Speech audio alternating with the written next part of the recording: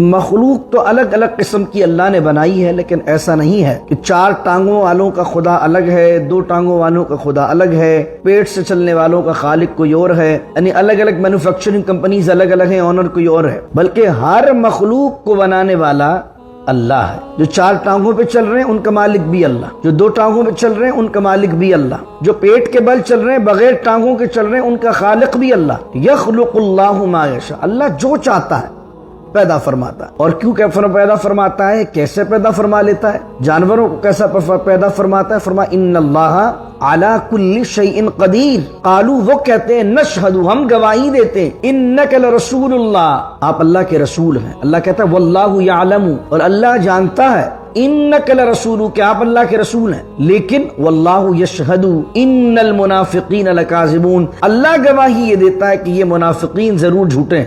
یعنی اللہ کو قول اور فعل کا تضاد پسند نہیں ہے۔ اللہ چاہتا ہے جو تم زبان سے کسی سے کمٹمنٹ کرو، زبان سے جو کہو وہ تمہارا دل بھی کہنا چاہیے، اور اگر تمہارا زبان کچھ کہتی ہے اور تمہارا دل کچھ کہتا ہے تو یہ بڑے نفاق ہے۔ اللہ کو ایسے لوگ پسند نہیں کہ جن کے دل کچھ اور کہہ رہے ہوں، زبانیں کچھ اور کہہ رہی ہوں۔ اور ایمان کے معاملے میں تو یہ حد درجے کی گمراہی ہے کہ آدمی زبان سے ایمان کا دعویٰ کرے اور دل میں اس کے ایمان کی حلاوت اور روشنی کو نہ پائے۔ اور فرمایا وَيَقُولُونَ، اور یہ منافقین ایمان والوں سے کہتے ہیں، کیا کہتے ہیں؟ آمنا باللہ رب اشرح لی صدری ویسر لی امری واحلل عقدۃ من لسانی یفقہوا قولی، اللہم صل علی سیدنا و مولانا محمد معدن الجود والکرم وآلہ وصحبہ وبارک وسلم۔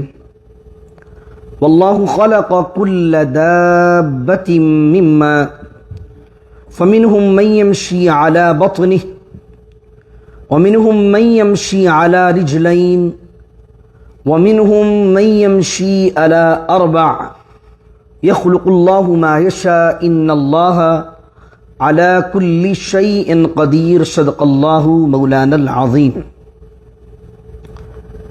سورہ نور کی آیت نمبر 45 سے آج کے درس کا ہم نے آغاز کیا ہے، اور اللہ رب العزت اس میں اپنی قدرت کے عجائبات کو بیان کرتا ہے۔ کہتا واللہ، اور اللہ خلق پیدا کیا اس نے، کل دابۃ ہر دابہ کو، من ماء پانی سے۔ دابہ کسے کہتے ہیں؟ زمین پر چلنے والے ہر جاندار کو، ہر حیوان کو دابہ کہتے ہیں۔ جس سے قرآن کریم میں 12ویں سپارے کی پہلی آیت میں بھی کیا ہے؟ وَمَا مِن دَابَّةٍ فِي الْأَرْضِ إِلَّا عَلَى اللَّهِ رِزْقُهَا، زمین پر کوئی بھی چلنے والا ایسا نہیں ہے جس کے رزق کا، جس کی روزی کا ذمہ اللہ نے اپنے اوپر نہ لیا۔ تو یہاں فرمایا کہ اللہ نے پیدا کیا ہر دابہ کو، ہر جاندار کو، ہر زمین پر چلنے والے چوپائے کو، مما ان پانی سے پیدا کیا۔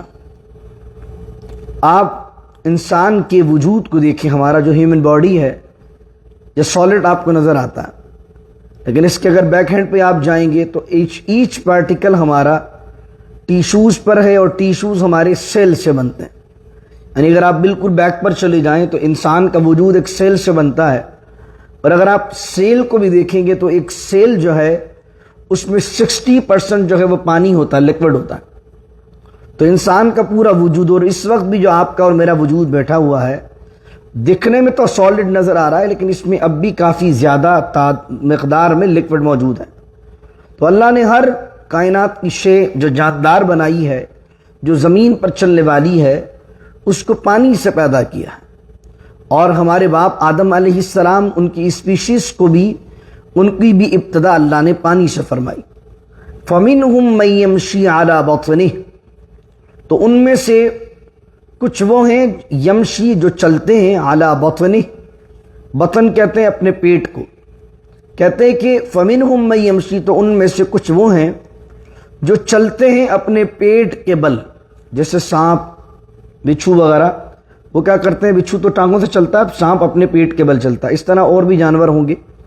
وَمِنْهُمْ مَن يَمْشِي عَلَى رِجْلَيْنِ، اور ان میں سے کچھ وہ ہیں جو اپنے رجلین، رجل کا معنی پیر اور رجلین دونوں پیر، اور ان میں سے کچھ وہ ہیں جو چلتے ہیں علی رجلین، اپنے دونوں پیروں پر، دو ٹانگوں سے چلتے ہیں۔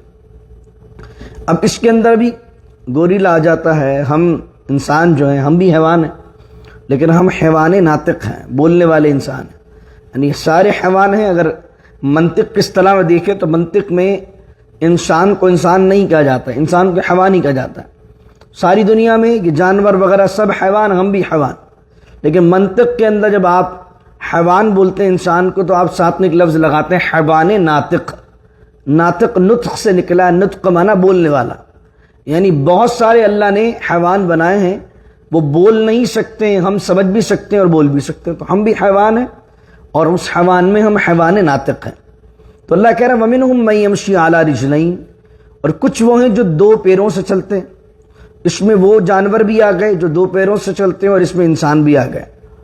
وَمِنْهُمْ مَن يَمْشِي عَلَى أَرْبَعٍ، اور ان میں سے کچھ وہ ہیں جو چلتے ہیں علی اربع، اربع مانے چار، کچھ وہ ہیں جو چار ٹانگوں پر چلتے ہیں۔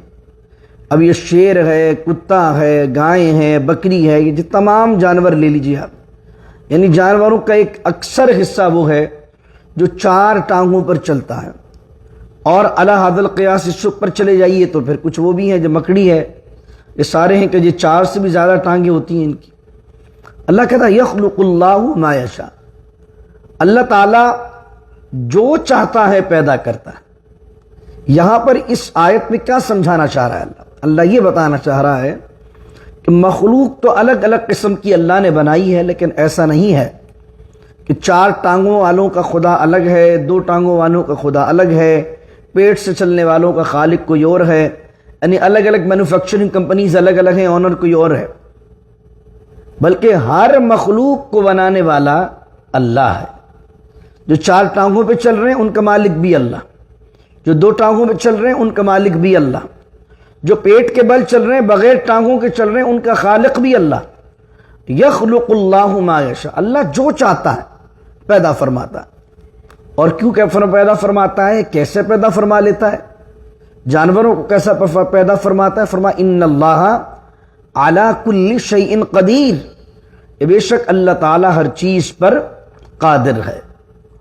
ایک ہوتا ہے اللہ تعالیٰ قوت والا ہے، ایک طرف ہے اللہ تعالیٰ قدرت والا ہے۔ قوت میں اور قدرت میں کیا ڈفرنس ہے؟ What is the difference between قوت اینڈ قدرت؟ قوت ہونا اور قدرت ہونا دو الگ شے ہیں۔ انسان کے پاس بھی کچھ چیزوں کو کرنے کی قوت ہوتی ہے لیکن قدرت نہیں ہوتی ہے۔ قوت کا مطلب آپ کے پاس یہ ایبلٹی ہو، آپ کے پاس یہ طاقت ہو کہ آپ کوئی کام کر سکیں، کر سکتے ہوتے ہیں لیکن آپ کو موقع نہیں مل رہا ہوتا۔ ایبلٹی ہے، ٹیلنٹ ہے تو قوت ہے، قوت ہے لیکن وہ کام کرنے کی قدرت نہیں ہے۔ اس طریقے سے بعض اوقات ایک قوت ہے اور دوسری قوت نہیں ہے۔ بعض اوقات ایک آدمی کے پاس ذہن ہے لڑنے والا لیکن جسم نہیں ہے، ایک آدمی کے پاس جسم ہے لیکن ذہن نہیں ہے، تو قوت ہے۔ پھر بعض اوقات آدمی کے پاس قوت تو ہے لیکن جو قوت ہے اس کو صحیح وقت پہ یوٹیلائز کر لینا۔ فار ایگزامپل آپ گھر میں لا کر کوئی سامان رکھ دیا آپ نے، اور وقت جب آیا تو قوت تو تھی اس پر، آپ کے پاس وہ چیز موجود تھی، لیکن اس کو یوٹیلائز صحیح وقت پر کر دینا اس کی آپ کو قدرت نہیں۔ لیکن اللہ کون ہے؟ اللہ قوت والا بھی ہے اور قدرت والا بھی ہے، یعنی اللہ کے پاس اختیار بھی سارے ہیں، طاقت اس کے پاس، اور ان اختیار کو یوٹیلائز کب کرنا ہے اس کی قدرت ہے اس کے پاس۔ تو اللہ قوت والا بھی ہے اور قدرت والا بھی ہے۔ تو فرما ان اللہ علی کل شیء قدیر، بے شک اللہ تعالی ہر چیز پر قادر ہے۔ لقد انزلنا آیات مبینات، لقد لام بھی تاکید کے لیے اور قد بھی تاکید کے لیے، فرمایا لقد اور تحقیق، انڈیڈ، انزلنا ہم نے نازل کی ہے، آیات مبینات یہ واضح کر دینے والی آیات، واللہ یہدی من یشاء، تو اللہ تعالی جسے چاہتا ہے ہدایت عطا فرماتا ہے، الی صراط مستقیم، سیدھے اور سچے راستے کی طرف۔ اب اس کے بعد اور اس کے بعد والے رکوع میں منافقین کا تذکرہ ہے۔ the person who has a hypocrisy، جو ہپوکریٹس ہیں، جو منافقین ہیں، ان کی عادت کو اللہ رب العزت نے بیان فرمایا۔ اب اس سے پہلے ایک تو ایمان والوں کی بات آئی تھی، اللہ نور السماوات والارض، وہ جو میں نے تفصیل سے بیان کیا۔ اس کے بعد کفر والوں کی بات آئی، جس کے بارے میں کہا کہ وہ سمندر کی گہرائی اور سمندر کی گہرائی کا اندھیرا۔ اب آئی ہے منافقین کی بات، منافقین کا رویہ، جن کا ظاہر صاحب ایمان، جن کا باطل بالکل اندھیرا، اور کبھی ایمان والے کبھی کفر میں چلے جانے والے، آن اینڈ آف ان کے یہاں چلتا رہتا تھا۔ ان کے بارے میں اللہ بات کر رہا ہے۔ وَيَقُولُونَ آمَنَّا، اور وہ کہتے ہیں، کون کہتے ہیں؟ منافق۔ کس کو کہتے ہیں؟ ایمان والوں کو کہتے ہیں۔ اللہ کے رسول کی بارگاہ میں آتے ہیں تو کہتے ہیں۔ 28 پارے میں سورہ منافقون کی پہلی آیت ہے نا، اِذَا جَاءَكَ الْمُنَافِقُونَ، جب آپ کی بارگاہ میں منافق آتے ہیں تو کیا کہتے ہیں؟ قالو، وہ کہتے ہیں، نشہدو، ہم گواہی دیتے ہیں، انک لرسول اللہ، آپ اللہ کے رسول ہیں۔ اللہ کہہ رہا ہے جب منافقین آتے ہیں، قالو، وہ کہتے ہیں، نشہدو، ہم گواہی دیتے ہیں، انک لرسول اللہ، آپ اللہ کے رسول ہیں۔ اللہ کہتا ہے واللہ یعلم، اور اللہ جانتا ہے، انک لرسول، کہ آپ اللہ کے رسول ہیں، لیکن واللہ یشہد ان المنافقین لکاذبون، اللہ گواہی یہ دیتا ہے کہ یہ منافقین ضرور جھوٹے ہیں۔ یعنی اللہ کو قول اور فعل کا تضاد پسند نہیں ہے۔ اللہ چاہتا ہے جو تم زبان سے کسی سے کمٹمنٹ کرو، زبان سے جو کہو وہ تمہارا دل بھی کہنا چاہیے، اور اگر تمہارا زبان کچھ کہتی ہے اور تمہارا دل کچھ کہتا ہے تو یہ بڑے نفاق ہے۔ اللہ کو ایسے لوگ پسند نہیں کہ جن کے دل کچھ اور کہہ رہے ہوں، زبانیں کچھ اور کہہ رہی ہوں۔ اور ایمان کے معاملے میں تو یہ حد درجے کی گمراہی ہے کہ آدمی زبان سے ایمان کا دعویٰ کرے اور دل میں اس کے ایمان کی حلاوت اور روشنی کو نہ پائے۔ اور فرمایا وَيَقُولُونَ، اور یہ منافقین ایمان والوں سے کہتے ہیں، کیا کہتے ہیں؟ آمنا باللہ، ہم ایمان لائے اللہ پر، وبالرسول، اور رسول پر بھی ایمان لائے، یعنی توحید بھی مانتے ہیں اور رسالت بھی مانتے ہیں۔ اور اگلا جملہ کہتے ہیں وَأَطَعْنَا، اور ہم نے اطاعت کی، کس کی؟ اللہ اور اس کے رسول صلی اللہ علیہ وسلم کی۔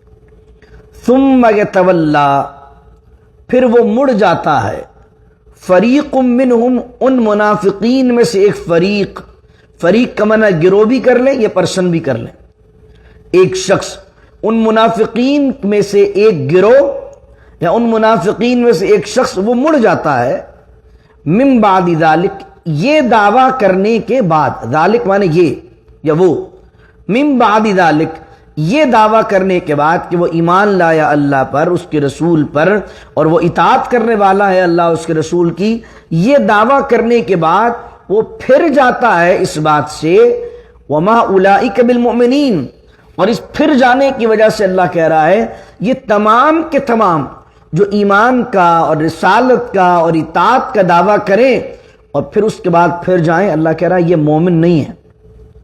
یہ آیت کے متعلق شان نزول یہ ہے، یہ آیت کب نازل ہوئی؟ مختلف مفسرین نے ذکر کیا کہ بشر نام کا ایک آدمی مسلمان اپنے آپ کو کہنے والا تھا، اس کا کسی مسئلے پر ایک جیو سے، ایک یہودی سے جھگڑا ہو گیا۔ یہودی نے کہا کہ میں تم سے بات صحیح کہہ رہا ہوں، لیکن وہ آپس میں تلخ کلامی ہوئی، بات بڑھ گئی، اور یہاں تک نوبت آئی کہ دونوں نے کہا کہ بھئی ہمارے اور تمہارے درمیان بات حل نہیں ہوگی، ہمیں جا کر کسی کے پاس اپنا فیصلہ کروا لینا چاہیے۔ تو یہودی نے کہا چلو آؤ نبی مکرم صلی اللہ علیہ وسلم کی بارگاہ میں چلتے ہیں اور ان سے ہی فیصلہ کرواتے ہیں، تمہارے نبی ہیں۔ اس پر بشر کہنے لگا نہیں، ہمیں حضور صلی اللہ علیہ وسلم کے پاس جانا نہیں چاہیے، بلکہ تمہارا وہ جو سردار ہے کعب بن اشرف، ہم اس کے پاس جا کر اس معاملے کا فیصلہ کرواتے ہیں۔ اب یہ ایمان والے ہونے کا دعویٰ کر رہا مسلمان ہے، یہ کہہ رہا ہے یہودی کے پاس فیصلہ کروانے جائیں، اور یہودی خود کیا کہہ رہا ہے کہ حضور علیہ السلام کے پاس جائیں، کیونکہ یہودی سچا ہے، اس کو معلوم ہے کہ رسول کریم علیہ السلام تو انصاف کا، عدل کا اور سچائی کا ساتھ دینے والے۔ حضور جان عالم صلی اللہ علیہ وسلم اس بات کو نہیں دیکھیں گے کہ یہ آنے والا ایمان کا دعویٰ کرنے والا ہے، مسلمان ہے، اور دوسرا شخص مسلمان نہیں ہے۔ حضور کی بارگاہ تو عدل کی بارگاہ ہے، حضور کی بارگاہ تو انصاف کی بارگاہ ہے۔ تو اب جب یہ معاملہ ہوا تو اللہ رب العزت نے یہ آیت نازل فرمائی کہ ایک طرف تو دعویٰ کرتے ہیں آمنا باللہ و بالرسول، ایمان لائے اللہ پر، اس کے رسول پر، وَأَطَعْنَا، اور اطاعت کر لی ہم نے، پھر وہ مڑ جاتا ہے ان میں سے ایک بندہ یہ سب کہنے کے بعد وَمَا أُولَئِكَ بِالْمُؤْمِنِينَ، اور وہ مومن نہیں ہے۔ وَإِذَا دُعُوا إِلَى اللَّهِ، اور جب بلایا جاتا ہے، دعو دعوت دی جاتی ہے، پکارا جاتا ہے، بلایا جاتا ہے، إِلَى اللَّهِ، اللہ کی طرف، وَرَسُولِهِ، اس کے رسول کی طرف۔ کس لیے بلایا جاتا ہے؟ کن کو بلایا جاتا ہے؟ منافقین کو۔ کس لیے بلایا جاتا ہے؟ کوئی جھگڑا ہو گیا ہے، کوئی معاملہ ہو گیا ہے، کسی مسئلے میں پھنس گئے ہو، تو جب کہا جاتا ہے کہ آؤ اللہ اس کے رسول کی طرف، یعنی کہ اگر حضور علیہ السلام اپنی ظاہری حیات میں موجود ہیں تو اپنے مسئلے کا حل کرنے کے لیے آؤ رسول اللہ کی بارگاہ میں، اور اگر حضور علیہ السلام کا وصال ظاہری ہو گیا ہے تو حضور کے اقوال، شریعت کا کوئی مسئلہ پھنس گیا تمہارا، ایک حلال کا مسئلہ، ایک حرام کا مسئلہ ہے، تو کس کی طرف رجوع کرے گا بندہ؟ اللہ اس کے رسول کی طرف۔ اللہ سے مراد اللہ کی کتاب، اور رسول کریم علیہ السلام سے مراد کیا ہوگا؟ حضور علیہ السلام کی احادیث، یعنی حضور کے اقوال یا حضور کے افعال۔ یہ تین چیزیں ہوں گی جس سے آدمی اپنی زندگی کے معاملے میں کسی بھی چیز کا ڈیسیجن بنائے گا۔ تو اللہ کہہ رہا ہے وَإِذَا دُعُوا إِلَى اللَّهِ، جب منافقین کو پکارا جاتا ہے، بلایا جاتا ہے اللہ اس کے رسول کی طرف، لِيَحْكُمَ بَيْنَهُمْ، تاکہ وہ فیصلہ کر دے ان کے درمیان، ان منافقین کے درمیان۔ یہ شان نزول میں جو واقعہ بیان ہوا اگر اس سے ریلیٹ کریں گے تو بشر اور اس یہودی کے درمیان، اذا فریق منہم، جب بلایا جاتا ہے اللہ اس کے رسول کی طرف تاکہ فیصلہ کر دیں تمہارا کہ کیا تمہارے لیے ٹھیک ہے، کیا تمہارے لیے ٹھیک نہیں ہے۔ اذا فریق منہم، تو جب بلایا جاتا ہے تو ان کا ایک فریق، ان کا ایک گروہ، ان کا ایک بندہ معرضون، اعراض کرتا ہے، منہ پھیر کر بھاگ جاتے ہیں، منہ پھیر کر چلے جاتے ہیں۔ ان کو پتا ہے ہم جھوٹے ہیں، ان کو پتا ہے کہ ہمارے دل کے اندر نیت صحیح نہیں ہے، ان کو معلوم ہے کہ ان کے خلاف فیصلہ آنا ہے، تو وہ اعراض کرتے ہیں، اللہ اس کے رسول کی بارگاہ میں آتے ہی نہیں۔ اور یہاں یہ دیکھیے آنا رسول کی بارگاہ میں ہے، فیصلہ حضور کو کرنا ہے، لیکن جہاں جہاں اللہ حضور کے پاس آنے کی کہہ رہا ہے، حضور سے فیصلہ کروانے کی کہہ رہا ہے، تو صرف یہ نہیں کہہ رہا وَإِذَا دُعُوا إِلَى الرَّسُولِ، بلکہ وَإِذَا دُعُوا إِلَى اللَّهِ وَرَسُولِهِ، یعنی رسول کریم کی بارگاہ میں آنا گویا کہ اللہ کی بارگاہ میں آنا ہے۔ حضور علیہ السلام کا فیصلہ کرنا گویا اللہ کا فیصلہ کرنا ہے، کیونکہ حضور علیہ السلام کوئی بھی فیصلہ اپنی مرضی سے نہیں کرتے ہیں، وہ تو وہی فیصلہ کرتے ہیں جو اللہ تعالیٰ انہیں ارشاد فرماتا ہے، جو اللہ انہیں حکم فرماتا ہے۔ یعنی حضور کی اطاعت در حقیقت اللہ کی اطاعت ہے، جو قرآن نے کہا من یطع الرسول فقد اطاع اللہ، جس نے رسول کی اطاعت کی گویا اس نے اللہ کی اطاعت کی۔ یعنی ایسا نہیں ہے کہ اللہ نے کچھ اور کہا ہوا ہے اور رسول کچھ اور کہہ رہا ہے، بلکہ رسول کریم علیہ السلام تو وہ ہیں وما ينطق عن الهوى، رسول تو اپنی خواہش سے کچھ کہتے ہی نہیں ہے، یہ تو وہی کہتے ہیں ان هو الا وحی یوحى، جو ہم ان کی جانب وحی کرتے ہیں۔ اب ایک اور آگے والی آیت منافقین کا ایک رویہ، اور پھر ہمیں سوچنے کا لمحہ ہے، فکریہ ہے کہ کیا اس دور میں ہمارا بھی مزاج یہ نہیں ہوتا جا رہا منافقین والا؟ اب یہاں تو یہ کہ جب فیصلے کے نہیں بلایا جاتا ہے تو آتے نہیں ہیں۔ وَإِن يَكُن لَهُمُ الْحَقِّ، فرمایا وَإِن يَكُن لَهُمُ الْحَقِّ، اور اگر ہو ان کے لیے، لہم کا معنی ان کے فیور میں، حق یعنی ان کو لگتا ہے کہ یہاں اگر ہم گئے حضور کی بارگاہ میں، یا یہاں اگر ہم شریعت کی بات کریں گے تو اس میں اپنے فیور کی بات ہے، یأتو الیہ مذعنین، مذعنین اذعان سے نکلا ہے۔ اذعان کا معنی اطاعت کرنے کے لیے، بات ماننے کے لیے فوراً دوڑنا، تیزی کرنا، اس کو کہتے ہیں مذعنین۔ اب منافقین کا ایک رویہ اللہ بیان کر رہا ہے، آج کے درس کی سیکنڈ لاسٹ آیت، وَإِن يَكُن لَهُمُ الْحَقُّ، اور اگر ہو ان کے لیے حق، اگر ہو ان کے فیور کا معاملہ، یأتو تو وہ آتے ہیں الیہ اس نبی کی طرف یا اس شریعت کی طرف یا قرآن کی طرف یا نبی کی احادیث کی طرف مذعنین، تیزی سے دوڑ کر، اگر ان کے فیور کی بات ہو۔ اب اس طرف چلے جائیے منافقین کی طرف، تو وہ رویہ کہ اپنی کام کا معاملہ نکلوانا ہو، وہ لگے حضور کے پاس سے نکلے گا تو فوراً جائیں گے حضور کے پاس، اور اگر اپنا مسئلہ حل حضور کی بارگاہ سے نہیں ہو رہا ہے تو فوراً چلے جائیں گے یہودیوں کی طرف، استغفر اللہ جیسے۔ اب یہاں بھی یہ دیکھ لیجئے، اور میں زندگی میں ایکسپیرینس کی ایسی چیزیں کہ جہاں اپنا حصہ نکل رہا ہے نا، وہاں بولے کہ مفتی صاحب سے پوچھو، شریعت، اللہ کی شریعت چاہیے، قرآن حدیث۔ نہیں بھائی، ہم تو قرآن و حدیث پہ چلتے ہیں، کیوں اس میں پیسے بن رہے ہیں؟ اور جس دن اپنی طرف جیب سے نکلیں گے پیسے، ارے چھوڑو یار، شریعت پہ چلنا بڑا مشکل ہے بھائی، اگر مولیوں کے چکر میں پڑو گے جی نہیں سکتے تو۔ یعنی پیسے نکلوانے کسی سے تو قرآن بھی یاد ہے، حدیث بھی یاد ہے، اور اگر بہن کو جائیداد میں حصہ دینا ہے تو اب نہ قرآن یاد ہے نہ حدیث یاد ہے۔ اگر بڑے بھائی سے اپنا حصہ لینا ہے تو 4 جگہ سے فتوے لے کر آ جائیں گے، بھائی میں تو دیوبندیوں کا سے بھی فتویٰ لے لیا، بریلویوں کا سے بھی لے لیا، وہابیوں کے سے بھی لے لیا، یہ چاروں مسلک کے لے لیے، کون سا مانتا ہے تو چاروں طرف سے لے لیں گے۔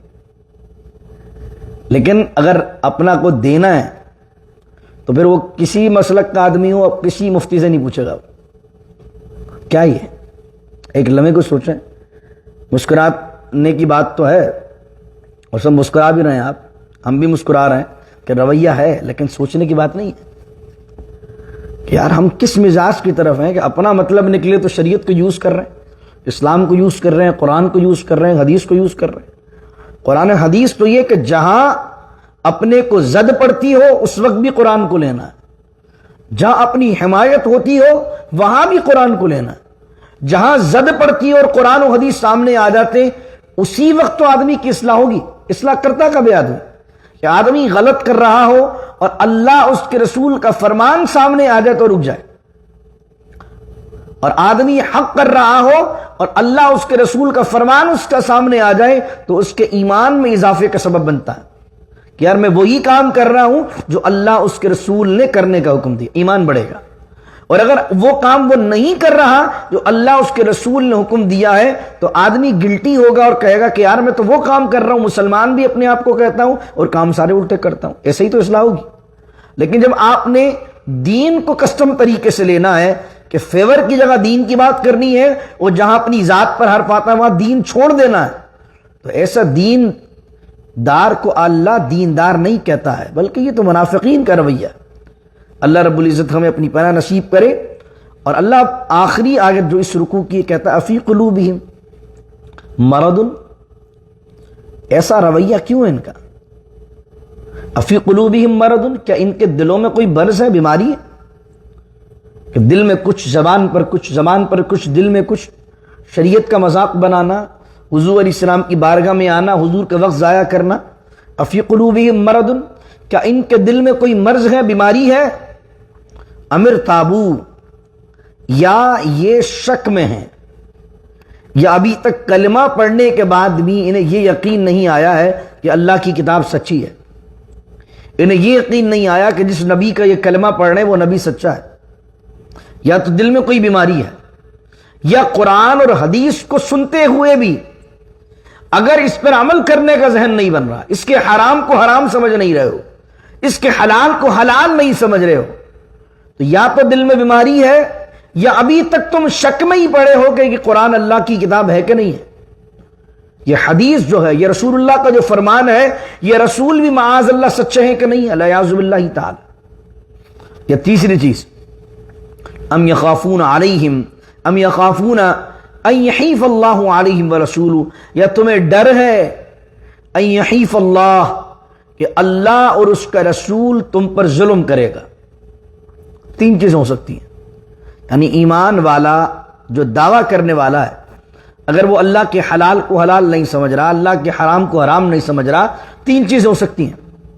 اللہ کہہ رہا یا تو دل میں کوئی بیماری ہے تمہارے منافقت کی، یا دوسری چیز ہے کہ ابھی تک تمہیں یہ شک ہے کہ یہ دین سچا ہے کہ نہیں ہے، یا تیسری چیز یہ کہ تمہیں اللہ نے کوئی حکم دیا.